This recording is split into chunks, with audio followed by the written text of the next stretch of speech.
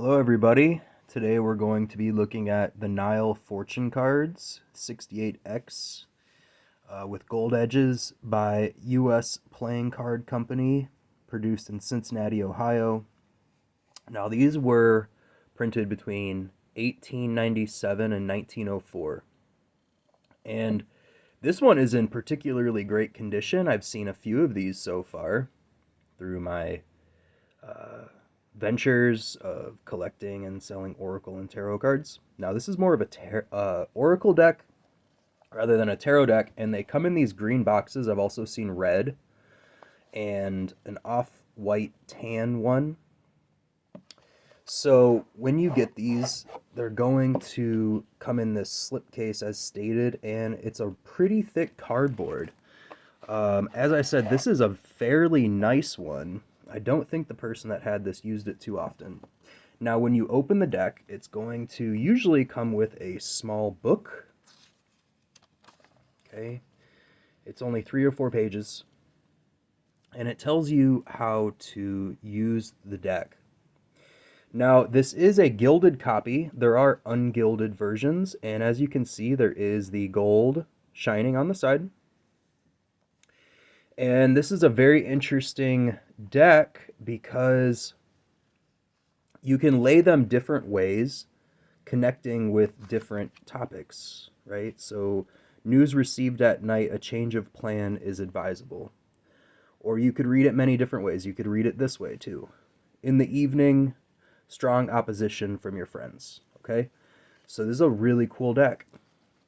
Now, there isn't much wear on this one, which is a great news.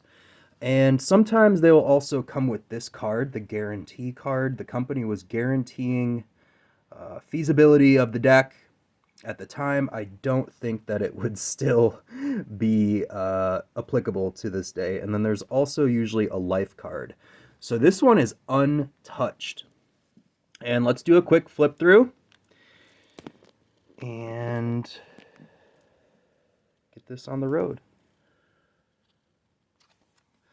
These are the backs as well. So you can get this on my Etsy page, the Occult Vault.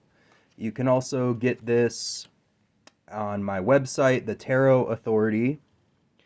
You can also purchase this on my eBay site or eBay page. Now, even the court cards have something, and they kind of fall in line with the tarot as being like personas or persons. And then the smaller cards are more events. And as you can see, it's a pretty basic playing card deck. So if you wanted to use this just to play cards, you could do that as well. Now, I don't really recommend shuffling these cards only because of the age. I mean, they're literally 120 years old.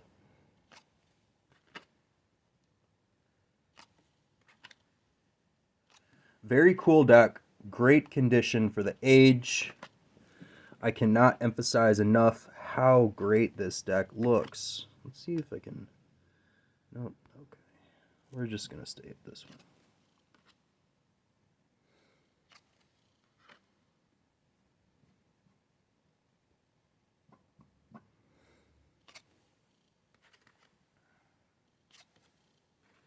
Now, all these different happenings are things that happen in life. The tarot seems to focus more on esoteric and spiritual principles, while oracle decks will focus more on what's happening in your everyday life. Just like the Lenormand system, it's not really based on spiritual principles or powers like the tarot. It's more focused on what's going to happen in your day-to-day life. And that is a huge stark difference between tarot and oracle not many people know. A lot of people will try to take the tarot and use it to divine for your everyday life. That's simply not what the tarot was intended for. Somehow along the way, it became distorted. Some people claim that it was a game at first. I personally think that the tarot was created intentionally for spiritual purposes, for meditation, contemplation, and discovering these universal powers. Some people also say that the tarot derived from a pack of cards, which is quite honestly possible. But both kind of came up in history at the same time.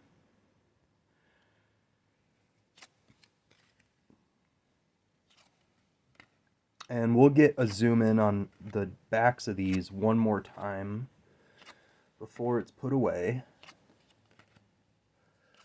And as I said, this is in great condition. Most of them that I've seen are bent, cut, distorted some way. Last few cards here. Okay, and then we'll look at the back one more time. Super cool backs. Wow. The sheen on it is still shining. The lacquer, the finish, still strong. All right. This is the Nile fortune telling cards.